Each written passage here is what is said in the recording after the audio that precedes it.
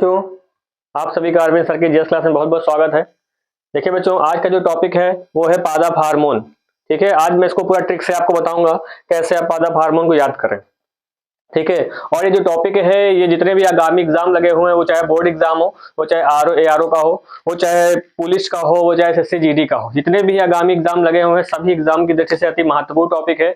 समीक्षा अधिकारी में अगर आरओ एआरओ की बात करूं तो लगातार दो तीन पेपर में लगातार इससे क्वेश्चन पूछे जा रहे हैं। ठीक है, और सब पीसीएस वगैरह में भी इससे क्वेश्चन पूछे जाते हैं, मिलान में दे देते हैं, कभी कभी एक उठाकर पूछ लेते हैं तो उसका क्या है, मतलब किससे संबंधित है। ठीक है, तो चलिए चलते हैं हम टॉपिक पे, पादप हार्मोन पे। देखिए ये पादप हार्मोन लिखे हुए हैं आपके सामने, इन्हीं में से फंस जाएगा।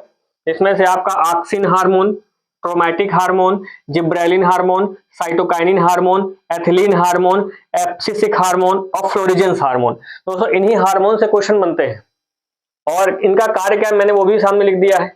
अब बात आती है कैसे इन्हें ट्रिक से याद करेंगे, तो सबसे पहले हम देख लेते हैं इनका कार्य क्या है। देखिए जो ऑक्सिन हार्मोन होता है तने की वृद्धि में सहायक होता है और जड़ की वृद्धि पर नियंत्रण रखता है।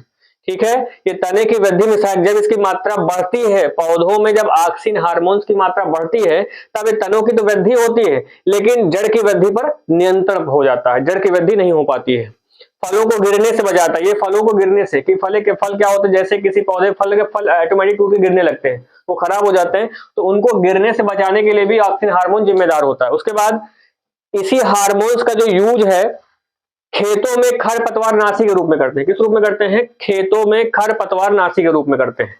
उसके बाद दूसरा है ट्रोमैटिक हार्मोन। ट्रोमैटिक हार्मोन पौधों की चोट को ठीक करने में, पौधों की चोट को ठीक करने में ट्रोमैटिक हार्मोन्स का यूज होता है। और इसका निर्माण कहां पर होता है? घायल कोशिकाओं में होता है। जो पौधों की घायल कोशिकाएं होती हैं उन्हीं में इसका निर्माण होता है।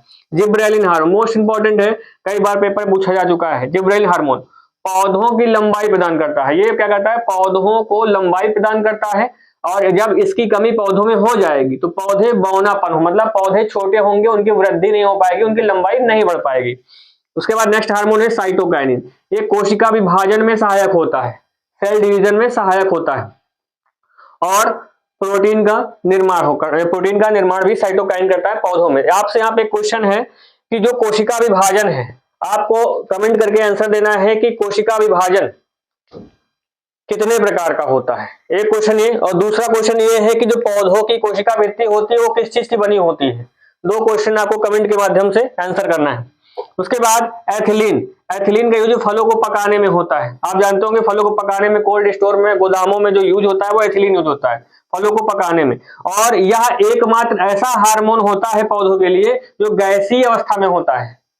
ठीक है, उसके बाद एब्सिसिक एसिड, यह बीजों को सुप्त अवस्था में रखता है, यह बीजों को सुप्त अवस्था में रखता है तथा पत्तियों का गिरना और मुरझाना इसी हार्मोन की वजह से होता है।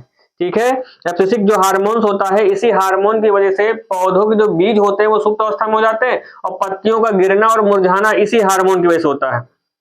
उसके बाद फ्लोरिजेंस हार्मोन, फूलों के खिलने में सहायक, जो फूल खिलते हैं उन्हीं में सहायक होता है फ्लोरिजेंस हार्मोन। तो फूलों का जो खिलना होता है वो फ्लोरिजेंस हार्मोन की वजह से होता है और इसकी कमी जब पौधों में हो जाती है तो पौधे खिलते नहीं है, पौधे वहीं से क्या मुरझा के नष्ट हो जाएंगे इस हार्मोन की कमी की वजह से। ठीक है, तो ये थे इसके कार्य। ठीक है, और एक चीज पॉइंट और, यहाँ पे जो फ्लोरिजेंस हार्मोन है इसका निर्माण कहाँ होता है? तो इसका निर्माण पौधों की पत्तियों में होता है। मैं लिखे दे रहा हूं, इसका निर्माण कहाँ पर होता है? पौधे की पत्ती। मैं इधर लिख दे रहा हूँ, नीचे साइड नहीं दिखेगा, मैं यहाँ पे लिखे दे रहा हूँ। इसका जो निर्माण है पौधों की पत्ती में होता है, पौधों की पत्ती में, पौधों की पत्तियों में इसका निर्माण होता है। कहाँ पर होता है? पत्तियों में इसका निर्माण होता है। ये कार्य हो गए। ठीक है, अब हम जानेंगे कैसे रिलेट करेंगे कि हमको ये हार्मोन्स याद हो जाएं, इनके कार्य भी हमको याद हो जाए और ये भी हमको याद हो जाए। और देखिए हम यहाँ पे एक शब्द पकड़ेंगे ऑक्सिन में, हम इसको कन्वर्ट करेंगे ऑक्सीजन में। जो ऑक्सिन लिखा हुआ है इसको हम बदलेंगे ऑक्सीजन में। किसमें बदलेंगे? ये ट्रिक में डालिएगा ऑक्सीजन को। ऑक्सीजन ट्रिक है इसकी, क्या है? ट्रिक है याद करने की, ऑक्सीजन। अब आपको ये पता है कि जब कहीं भी ऑक्सीजन की मात्रा में कमी होगी तो पौधे क्या होंगे? कोई भी अच्छे इंसान गिर जाते हैं, है ना। अगर हम लोग के शरीर में ऑक्सीजन की मात्रा कम हो जाएगी तो हमारी भी डेथ हो जाएगी, हम लोग गिर पड़ेंगे तुरंत, है ना। जीव जंतु में भी वो भी सब नष्ट हो जाएंगे। तो जब भी शरीर में ऑक्सीजन की कमी होगी, वो चाहे हम हो वो चाहे पौधे हो, एक एग्जाम्पल के तौर पे, तो ऑक्सीजन की जैसे कमी होती वैसे सब गिरना शुरू हो जाते हैं। तो फलों का गिरना किससे रिलेट हो गया? ऑक्सीजन से हो गया। और ऑक्सीजन ट्रिक क्या हो गई? ऑक्सीजन की। तो जब भी शरीर में ऑक्सीजन की कमी होगी, लोग गिरना चालू हो जाएंगे। तो ऑक्सीजन हार्मोन का यूज काहे में होगा? फलों को गिरने से बचाने के लिए। ठीक है, इसे खेतों में खरपतवार नाशी के रूप में यूज करते हैं। खरपतवार नाशी का मतलब जो कीटाणु होते हैं उनको मारने के लिए यूज करते हैं। ये मैंने एक्स्ट्रा पॉइंट लिखा है।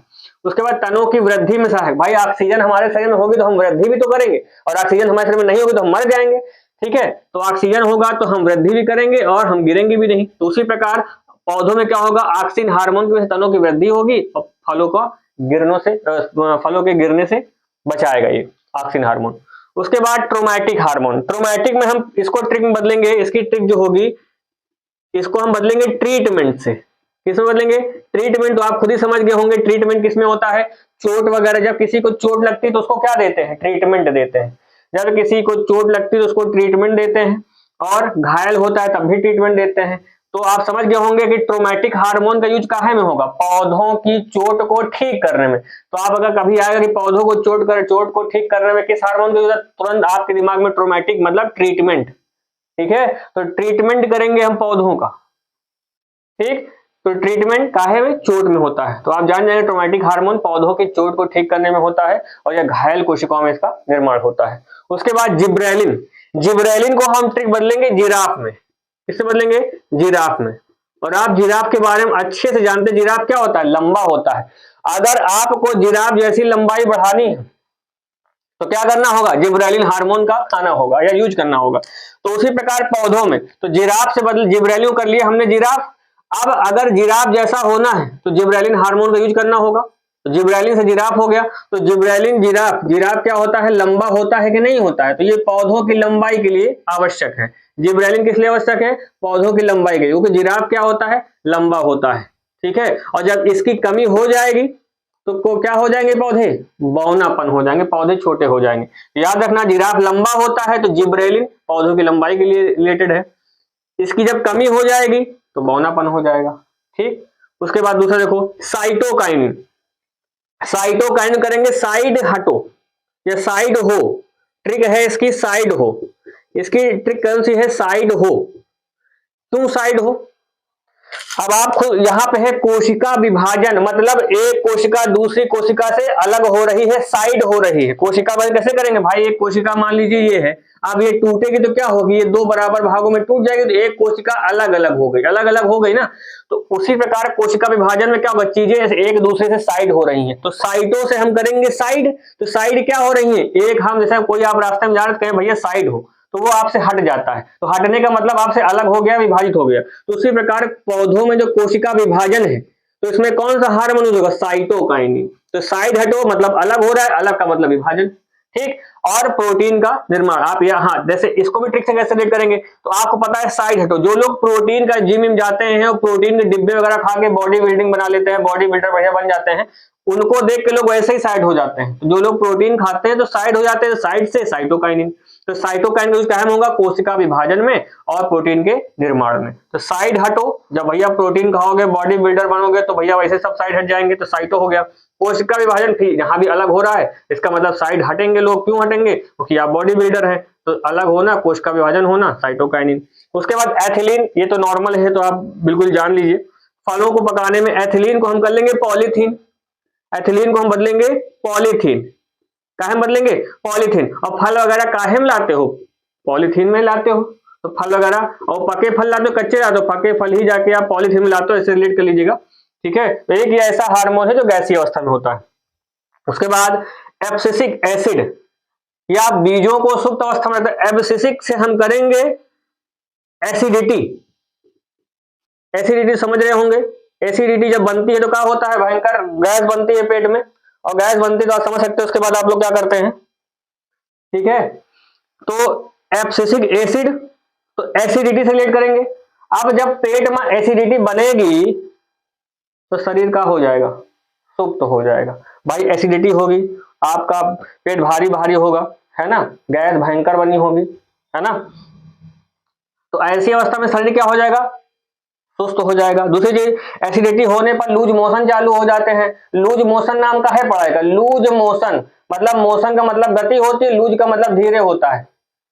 तो मतलब जैसे लूज मोशन चालू, शरीर धीरे, शरीर एकदम सुस्त हो जाता है। तो एसिडिटी में लूज मोशन भी होने लगता है। तो बीजों का सुप्त होना, एब्सिसिक एसिडिटी में क्या होता है, शरीर सुप्त हो जाता है और लोग मुरझा जाते हैं। लोग क्या होते हैं, एसिडिटी की वजह से लोग मुरझा जाते हैं, लोग चारों तरफ गिरा पिरा करते हैं।